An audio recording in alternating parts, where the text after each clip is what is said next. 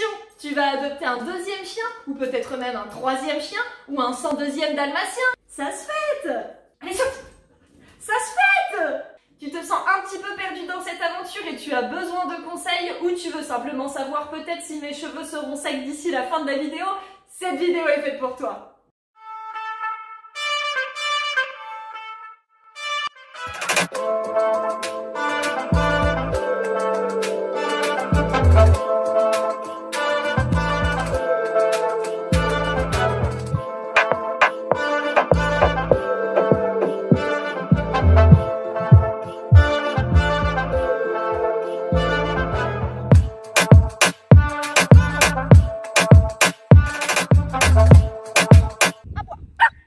Dans cette première partie, nous allons voir ensemble comment tu peux mettre toutes les chances de ton côté pour une belle future cohabitation. Nous allons tout d'abord parler de ton premier chien, celui qui est déjà à tes côtés. Et nous allons discuter d'une notion fondamentale qui est la sociabilité. Connais-tu déjà ton premier chien ou tes premiers chiens avant d'envisager cette nouvelle adoption ? Parce qu'il sera nécessaire de savoir si ton premier chien ou tes premiers chiens sont déjà sociabilisés avec les mâles, les femelles ou bien même les chiots. Ainsi, tu pourras axer tes recherches correctement afin de perturber un minimum ton premier chien ou tes premiers chiens. Ensuite, je ne peux que vous encourager vivement à organiser une prévisite avant l'achat. Et oui, c'est essentiel, surtout si vous envisagez d'accueillir un chien adulte. Cela vous permettra par vous-même de vous rendre sur place et de constater l'entente avec le nouveau venu afin de prendre la température. Cette présentation, cette prévisite, se fera si possible essentiellement dans un endroit neutre. Veillez à ce qu'il n'y ait pas de stimuli. Par stimuli, j'entends tout ce qui pourrait influencer et attirer l'attention des chiens pendant leur rencontre. C'est-à-dire des jouets, coin-coin, des chiens, des joggers, des dragons cracheurs de feu, bref, tout ce qui pourrait nuire à ce moment essentiel, c'est-à-dire leur présentation mutuelle. Bien sûr, comme c'est une première présentation et que vous ne connaissez pas par avance la réaction de votre chien ou même du second chien, il est essentiel de mener cette présentation en tenant les chiens en laisse. Dans un second temps, si vous voyez que les chiens s'entendent plutôt bien et que vous êtes plutôt optimiste sur cette présentation mutuelle, je ne peux que vous inviter à détacher les chiens dans un espace clos afin qu'ils puissent profiter pleinement de ce moment magique, de ce premier moment de contact et pouvoir jouer ensemble.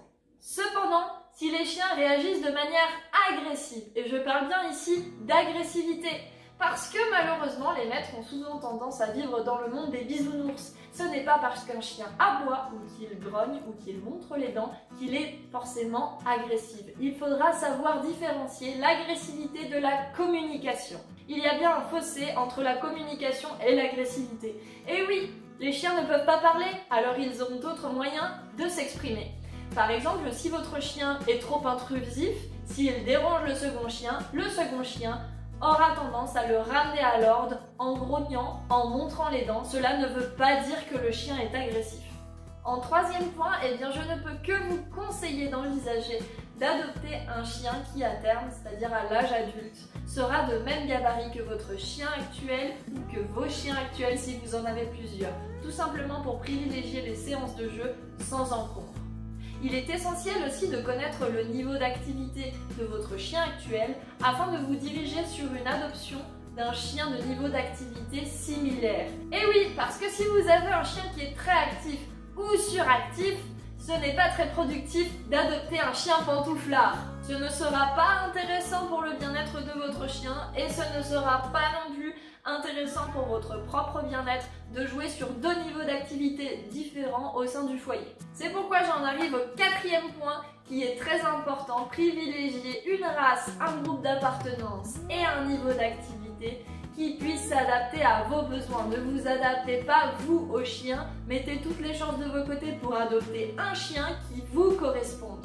Un chien qui s'adapte à votre rythme de vie, à votre quotidien et non pas l'inverse. Ne centrez pas exclusivement vos recherches sur une caractéristique physique, bien qu'il soit essentiel évidemment que le chien vous plaise aussi. Je sais, c'est dur. Je sais, c'est dur. Oui, mais après, c'est lourd. Évidemment, je sais que c'est très dur puisque moi-même j'ai commencé avec une Niuski qui était extrêmement compliqué au niveau de l'éducation et qui était également très compliqué à rassasier au niveau de l'activité quotidienne. J'ai dû m'adapter donc moi au chien et non pas l'inverse. Ce qui m'a toutefois fourni une très belle expérience de vie au niveau de l'éducation canine et je la remercie puisque c'est grâce à elle et en son souvenir que j'ai ouvert mon entreprise. Mais tout le monde ne veut pas devenir forcément éducateur canin. Donc encore une fois, favorisez l'adoption d'un chien qui vous corresponde parce que, et malheureusement, c'est essentiellement la cause de nombreux abandons en France et en Suisse. Dans cette deuxième partie, eh bien, nous allons parler de votre premier chien, celui qui était là avant, parce qu'il ne faudra pas le délaisser dans cette nouvelle aventure. Votre premier chien est déjà là, au sein de votre foyer, et ce sera un atout majeur dans cette nouvelle aventure. Faites-lui confiance et vous ne le regretterez pas. Neji, eh bien, est-ce que tu peux confirmer que tu as joué un rôle clé dans l'adoption de Jenna? Merci Neji. Jenna, eh bien, est-ce que tu peux nous confirmer que Neji a joué un rôle clé? Dans cette deuxième partie, nous allons voir les attitudes clés à adopter. Bien que ce soit dur, surtout si vous adoptez un chiot, votre chien ou vos chiens ne doivent en aucun cas se sentir délaissés.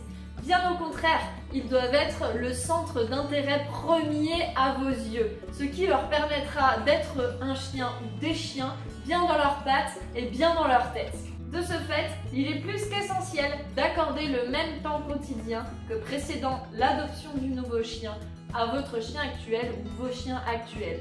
Ce ne peut être que positif si vous pouvez lui accorder même un petit peu plus de temps puisque ce sera quelque chose de positif pour lui ou pour eux que d'associer « mon maître me donne plus de temps » et cela arrive avec l'arrivée du nouveau chiot ou du nouveau chien si vous souhaitez adopter un chien adulte. Et n'oubliez jamais, votre chiot ou votre nouveau chien ne connaît pas vos habitudes. Il ne connaît pas non plus le temps quotidien que vous pouvez lui accorder. Cependant, votre premier chien ou vos premiers chiens, eux, le savent. Ils le connaissent. Ils vous surveillent. Ils vous voient. Donc le chiot qui va arriver ou le chien qui va arriver ne vous en tiendra bien sûr pas rigueur. Néanmoins, votre premier chien ou vos premiers chiens, si. Donc c'est très important et je vais le répéter, ne changez surtout pas les habitudes de votre premier chien ou de vos premiers chiens au risque d'affecter sa relation avec vous et ensuite sa relation avec le nouveau venu. Donc en deuxième point, je vais vous demander de ne pas changer ses habitudes dans la mesure du possible. Et oui, parce que chaque habitude que vous aurez tendance à modifier sera assimilée avec l'arrivée du nouveau chiot ou du nouveau chien. Cela ne favorisera pas l'adaptation du nouveau chien ou du nouveau chiot au sein de votre foyer. Admettons que je sois un enfant et que j'ai l'habitude d'aller à la fête foraine tous les samedis soirs avec mes parents et que parce que mon cousin Hector ou Victor vient à la maison le week-end, nous n'allons subitement plus à la fête foraine, et bien tout naturellement je vais associer l'arrivée de mon cousin Victor ou Hector à la maison à quelque chose de péjoratif. Et donc bien sûr cela ne favorisera pas son adaptation au sein du foyer. Or pour votre chien, le temps que vous lui consacrez est en quelque sorte sa fête foraine. C'est un temps privilégié pour lui. Accordez-lui l'attention nécessaire et l'importance nécessaire. Dans un troisième point, je vais parler de quelque chose que vous avez tous tendance à reproduire, vous les maîtres et les maîtresses. Vous accueillez un deuxième chien à la maison. Vous en avez donc déjà un ou plusieurs. Votre souhait profond est le suivant.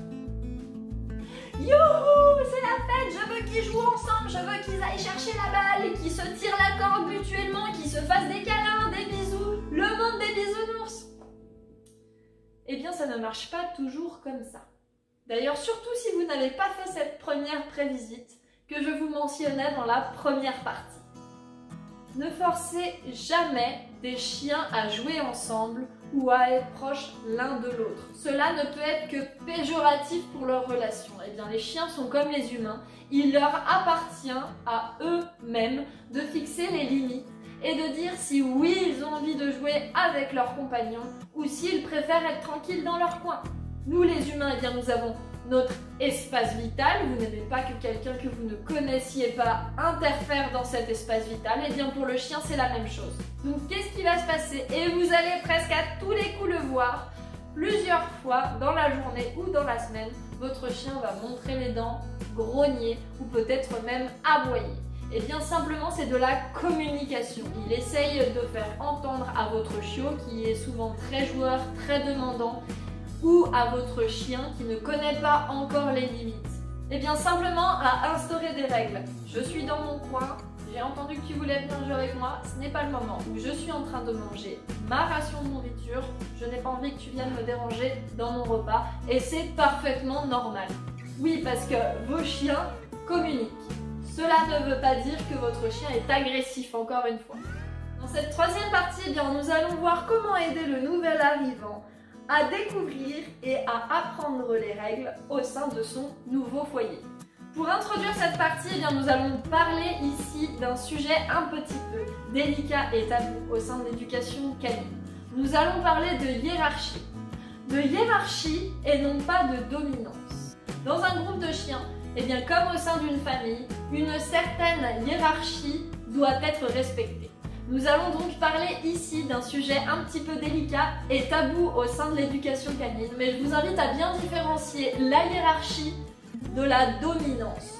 Ce n'est pas parce que j'écoute mon patron qu'il me domine. Ce n'est pas parce que j'écoute mes parents, eh bien, qu'ils me dominent. Je vous invite, si vous ne connaissez pas la définition, à vous référer au Petit Larousse et vous verrez que c'est différent. Donc nous allons faire une simple comparaison, même si je n'aime pas trop faire d'anthropomorphisme, c'est-à-dire attribuer des caractéristiques humaines à des chiens.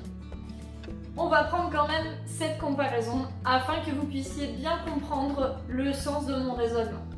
Vous, en tant que parent, devez agir dans l'intérêt et le bien-être de votre chien et de donc vos chiens, puisque vous venez d'adopter un second chien.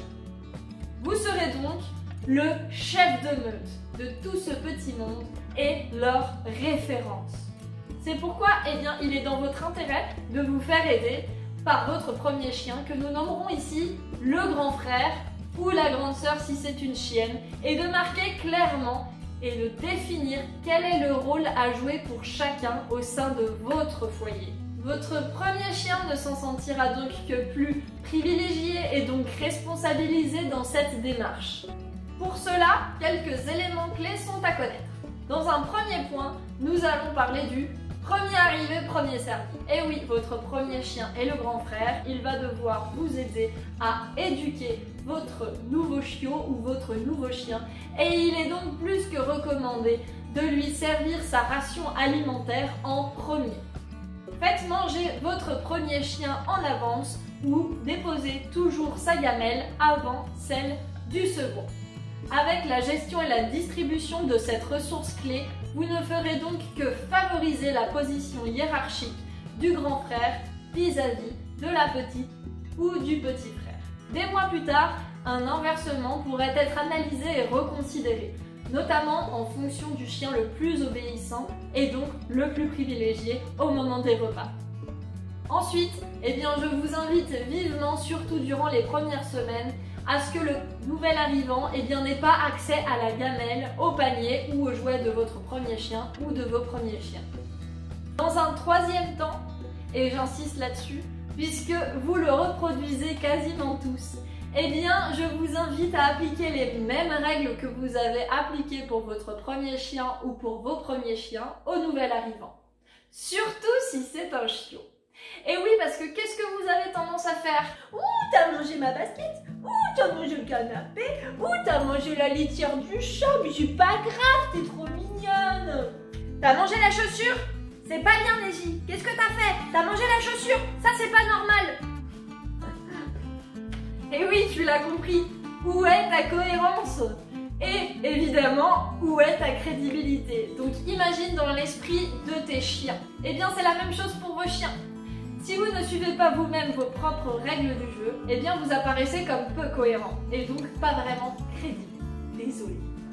Donc du coup, votre place de référent va sérieusement être remis en question dans leur esprit. Je t'invite donc à respecter tes propres règles et à ne pas faire de favoritisme. D'autant plus si c'est un chiot, eh bien oui, c'est très mignon, il a mâchouillé tes chaussures, mais essaye d'imaginer 10 ou 20 kilos plus tard. Pour cette dernière partie, eh bien, je vais évoquer quelque chose qui risque de vous faire de la peine, surtout si vous n'avez pas pu faire la prévisite, et j'en suis désolée. Eh bien, tous les chiens ne sont pas faits pour s'entendre, tout comme les humains. Désolée mesdames, désolés messieurs.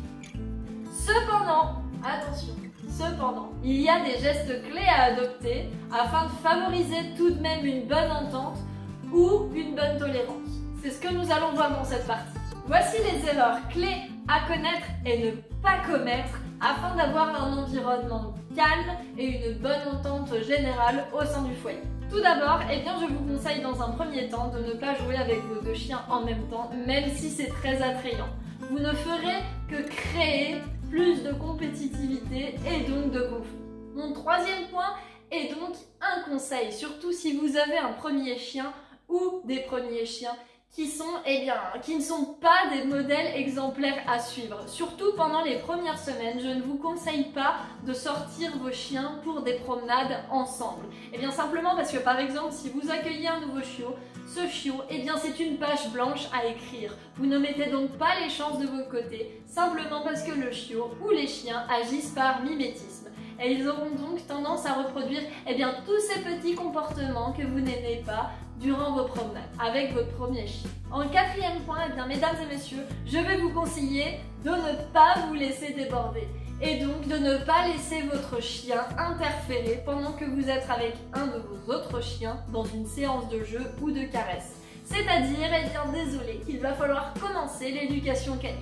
Il faudra donc repousser régulièrement le chien qui vient interférer jusqu'à ce qu'il s'en lasse. Vous l'aurez compris, surtout vous qui avez déjà un chien, eh bien c'est le jeu de celui qui se lasse en premier. Et je vous conseille bien sûr, si vous faites de l'éducation canine, que ce ne soit pas vous qui vous lassiez en premier.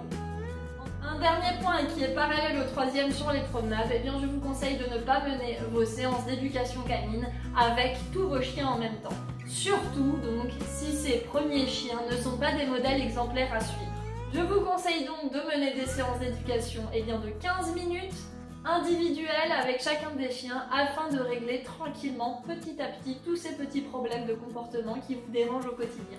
Une fois que ces comportements bien sûr sont assimilés, vous pouvez bien sûr faire des séances d'éducation communes. Par la suite d'ailleurs, mener des séances d'éducation communes ne peut que vous aider pour la gestion des stimuli, c'est-à-dire avec un autre chien à côté durant vos promenades, avec la laisse, sans la laisse, etc. Cette vidéo est donc terminée, mes cheveux sont aussi séchés. J'espère qu'elle vous a plu et n'hésitez pas à nous encourager en nous mettant un petit pouce bleu ou en vous abonnant pour avoir accès à plus de vidéos à venir. Je vous remercie de nous avoir suivis et je vous souhaite donc beaucoup de bonheur dans cette nouvelle arrivée, c'est fabuleux. Profitez de tous ces instants privilégiés et si vous avez un chiot, profitez-en encore plus parce que malheureusement, eh bien, ça grandit très vite. Et n'hésite pas à nous suivre sur Instagram, sur Facebook, sur notre site internet et n'oublie pas, tu préfères avoir un chien bien éduqué ou un chien qui mange ton canapé? Et je pense que la question, elle est vite répondue. Alors rejoins-moi pour faire de l'éducation canine. Bisous!